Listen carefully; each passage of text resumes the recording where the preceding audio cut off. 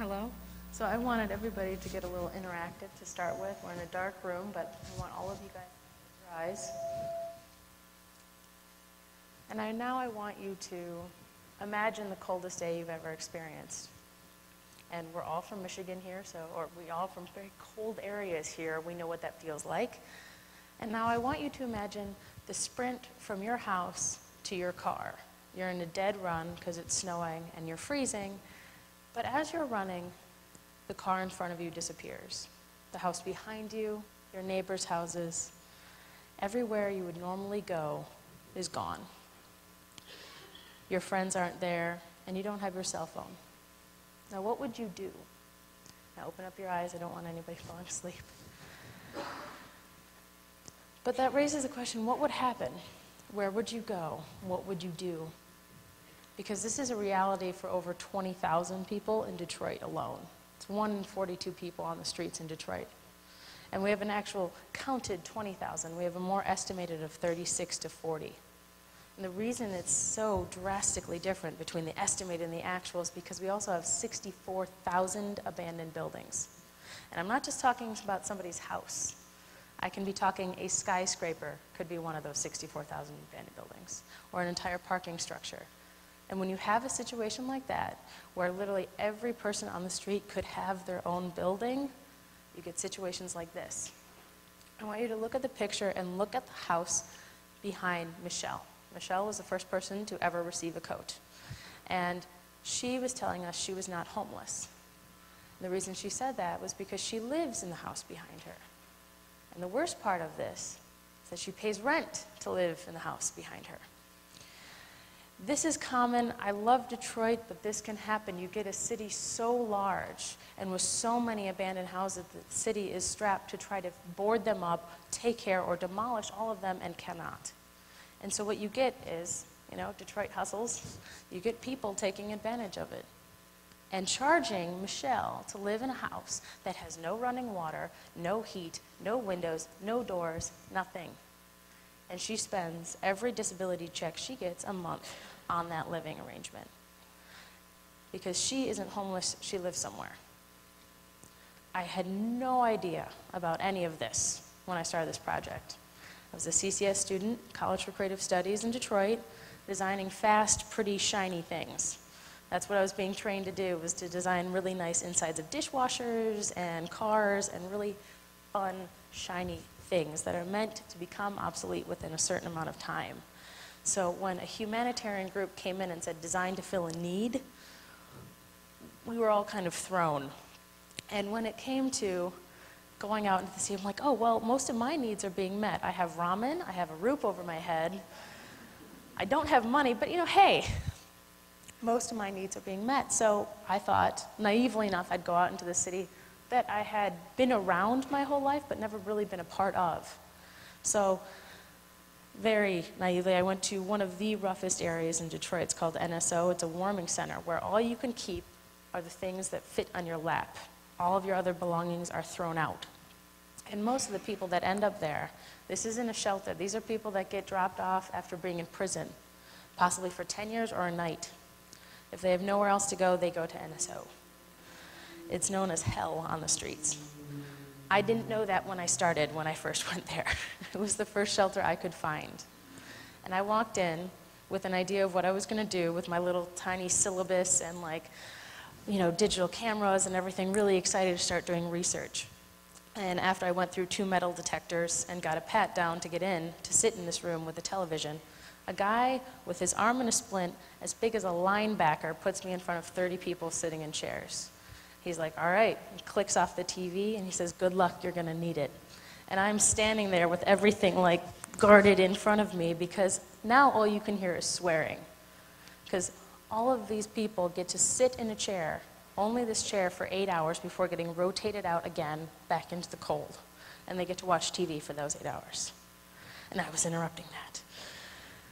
And all I said was, I need your help to do something. I need your help because I don't know anything about this. And who was I to judge? Like I said, I'm living with my family, I have no money myself, and I'm just a college student. I needed their help for this project. Got 10 people after the swearing slowed down a little bit. got 10 people to talk with me. I said, I just want to talk. I'm not going to volunteer. I'm not going to ask you to do anything. I just want to listen to everything you have to say. Take me around, show me what you see every day. Let's do this. And they're like, okay, whatever. They didn't believe me at all. They had a nickname for me almost immediately, but I cannot say that right now. But after that first day, I said, I will be back every other day. I'll be back 3 days a week, every week, at 8 o'clock at night in the worst part of the city of Detroit in a shelter that's housed by inmates. It was interesting. And I did. I came back the next night and the night after that. And before long, I had become known as the crazy coat lady, crazy coat girl, crazy white coat girl, crazy white. Mix those words around, you get my nickname. And eventually it was being said with a smile, so they liked me a little bit more. And it was really interesting because while I was there, everybody had a story about their life. They were all doing something. They were attending meetings, they were building cars, they had something to go to. People needed them. People wanted them there. People needed them for work, even though, and nobody was ever really homeless. This was a temporary state of being. And literally on one walk, 20 feet away from a warming station is a playground that was draped in tarps and clothes and become someone's house. Somebody was living there, literally within eyesight of the shelter.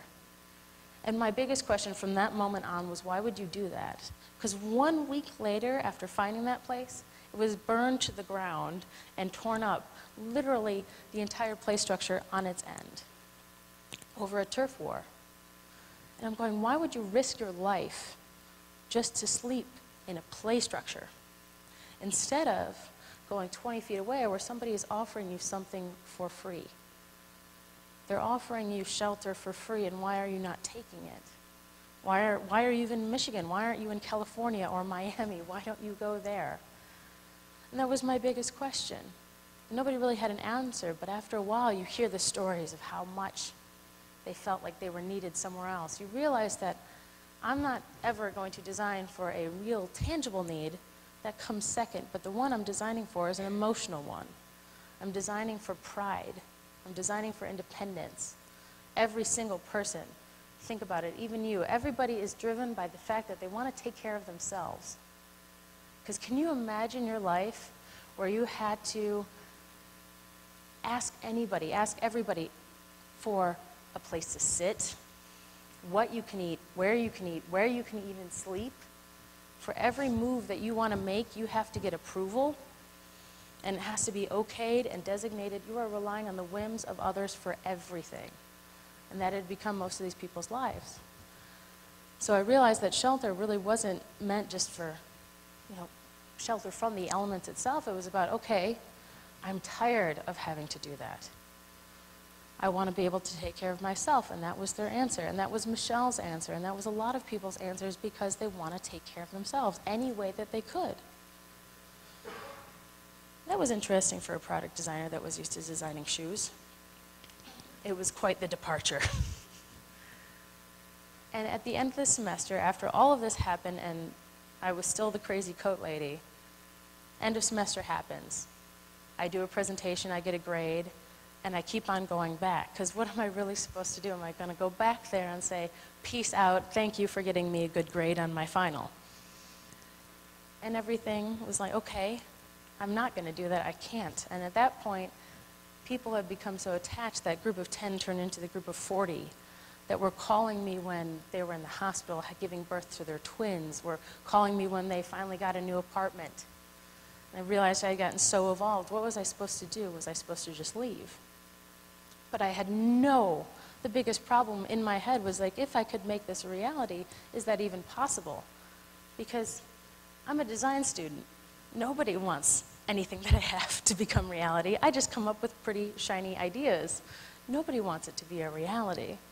Like, maybe if they like it enough, and if I had money, maybe it could work out. And that was the only thing that drove me forward. So I talked to everybody I could, anybody, because I had no idea where to start. Talked to all my grandparents' friends, and they were very descriptive and very specific on the many ways I would fail. And so I was like, okay, slow down, I'm going to take notes.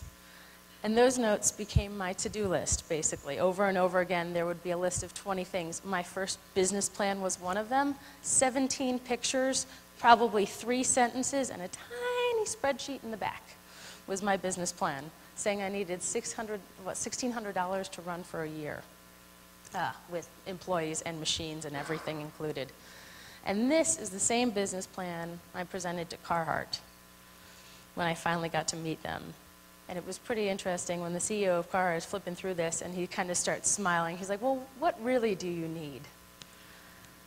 He's like, what does this $1,600 make up exactly for a year? I'm like, everything. What? That's a lot of money. And he's just like, oh, man. And he's smiling, and obviously he saw something in the idea. And because when I showed up there, I brought what looked like a giant trash bag with me, because the first coat I ever made in that class took me 80 hours. I had to learn how to sew from my mother over spring break. I would not recommend that to anybody here. Worst experience of my life. So, and what made it the most painful part was because we had to seam rip 7 full wool coats and sew them back together and then attach it to trash bags and billboard fabric and shredded bags. And by the time we were done, it was a 35-pound Frankenstein coat. And it tried to become a tent, but failed, so it was a little droopy at one end, and it was all out of recycled goods, and it didn't smell pretty. And so I was so proud of it when I brought it back to NSO for the first time, back when it was still school, and this was my first. I presented it like it was some macaroni painting done by a kindergartner to their parents, like, and you could tell the parents like, like, oh. And everybody was so excited at that point. They were so happy. They were like, oh, this is great, but it looks like a body bag. And so that taught the first lesson of this whole project was to fail hard and fail fast. Don't take time failing. So by the time I presented to the CEO of Carhartt, I was on probably the 5th iteration of that. And it was much lighter, but whiter, and it also looked like a giant trash bag, but you know, in general, much warmer and much more interesting. And so I presented that to him, and he's like, okay, so you need industrial sewing machines. And he's like, well, what kind? And I'm like, the industrial kind. And he's like, well, there's many different types, and he starts naming them off. They're the single needle, double needle, and I'm like, I'll take double needle. That has 2, it's better than 1. And in my head, that's all I'm reasoning, because I am flying by the seat of my pants at this point, because I know what I want it to get to. I know that we need to be making these because enough people on the streets want them. And that's the only people I'm answering to at this point. And okay, if this is another step forward. And by the time we're done with this meeting, I have 3 industrial sewing, double needle industrial sewing machines and 700 yards of fabric being shipped in 2 freight trucks that weigh about 1.5 tons to my grandparents' garage. And this is when the project changes. This is when I realized this is a little bit more than I thought it would be, because what was I really going to do? Make these in the basement with my mom? And I went back to NSO feeling like I didn't know where to go next. And there, when I was leaving, and I was talking to the same people again, and I was leaving, a woman starts screaming at me. And this is the first woman that I ever interacted with at NSO. And she had deep craters within her face. She had also had a twin, but she was passing away, I believe, from AIDS. And she was screaming at me, saying, your coat doesn't matter, jobs matter. She said, we need jobs. And it was very true. She was yelling at me to get my attention, so I went up to her and talked to her for a while. But it was true. What really was I going to do? Was I going to isolate myself and try to produce these while going to school simultaneously? And believe me, no one would want anything I produce. I am a horrible sewer. I wouldn't give away anything I make for free. So at that point, it was true. And I have 3 industrial sewing machines being shipped somewhere. I have to figure out some place to put them. So it's like, okay. That gives me 1 step. So I hired my first person in December of 2010 from a shelter. This wasn't planned, but she just so happened to be a mother of 3. And I was like, okay, I need your help sewing these. And because of all the help we had gotten, donations kept on coming in that paid for her salary. Not mine, but hers. And I was like, okay, we're making coats in a tiny, tiny closet of a space. We couldn't actually lay the coat out long ways because it wouldn't fit in the room with all 3 machines, and her and I. And within 3 months of hiring her, she had moved out of the shelter entirely. She was in her own apartment, and her 3 sons were with her, and her youngest son, Tavion, who's 6, is learning Japanese at a charter school. And this isn't just with Alicia. A year later, I hired 2 more, Anis and Demetria, and her 3 kids, we're moving them as part of our program now into housing. And then we're also fully furnishing that housing. And we're also trying to enroll all the kids that each of them have into the schools that we can. And it was just such a surreal experience to realize that I had created a career for myself inadvertently. Because for the longest time, if you had asked me, I was going to go back to New York, work for an amazing design firm, and design shiny, fast dishwashers for the rest of my life. And I realized we're in such an amazingly privileged time. We are in the wild west of creativity right now, where we can build our own job, because right now it may not be out there. We may not be able to find the job that we want, or it may not be available for us or from a lot of people. But at this point, we can create them. And that was the most unique thing about Detroit, was the ability to create a job out of nothing, to take over an entire building and we're employing 6 now, but like 25 women within the next year. And I wanted to show, really quickly, I wanted to call upon a volunteer from the audience to try on the coat. This is the one we're currently giving out on the streets right now. I'm pointing it to somebody. Now this is a double extra large. These are the coats that we give out on the streets right now. So you can wear it as an over-the-shoulder bag. So slide it over the shoulder. There we go, yes. And if you undo the toggles, so right now, each coat can be made for about $23, including fair labor and materials. So if you undo the toggles down the front. And this one was made by Alicia.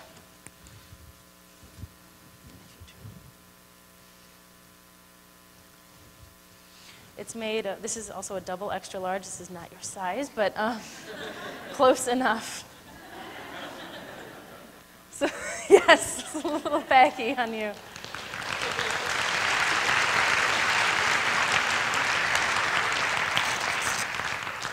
All right, and I'm going to take it off, and I'll show you how it transforms into a sleeping bag. It's made up of a Tyvek exterior, which we're switching. So it's a wind and water barrier. And then Thinsulate liner. Let me pull in the sleeves. So if you pull in the sleeves, it creates ventilation and works as a pillow inside. So the first time we ever tried these out was with that one that didn't have the Thinsulate. I got 5 of my friends somewhat inebriated and fed them a lot of food, and then we slept outside in a parking lot while it was snowing in 17-degree weather in these coats, and we were fine.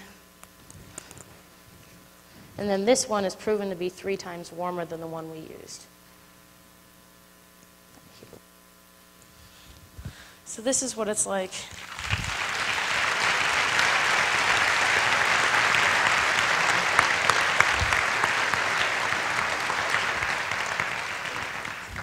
All right, I think if you can take it down, thank you.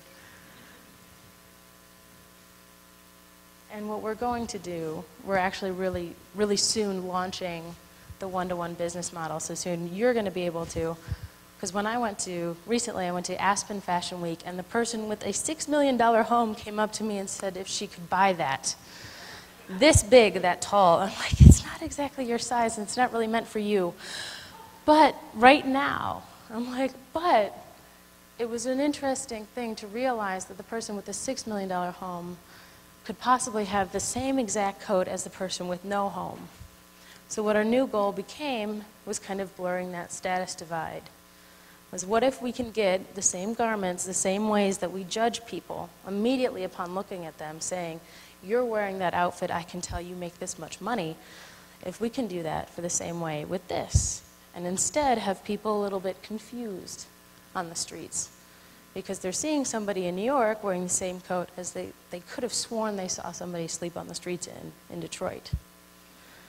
So this is our new goal, and each woman that we hire will soon be profiled online to have created this. So each coat that anybody would buy has their portrait sewn into it and is signed by them. Because at the end of the day, the coats are a vehicle for the ladies to learn. And if all of a sudden the clients start wanting TEDx Speedos, we will be making TEDx Speedos. Personalized, handmade TEDx Speedos. And that's really what we're trying to do.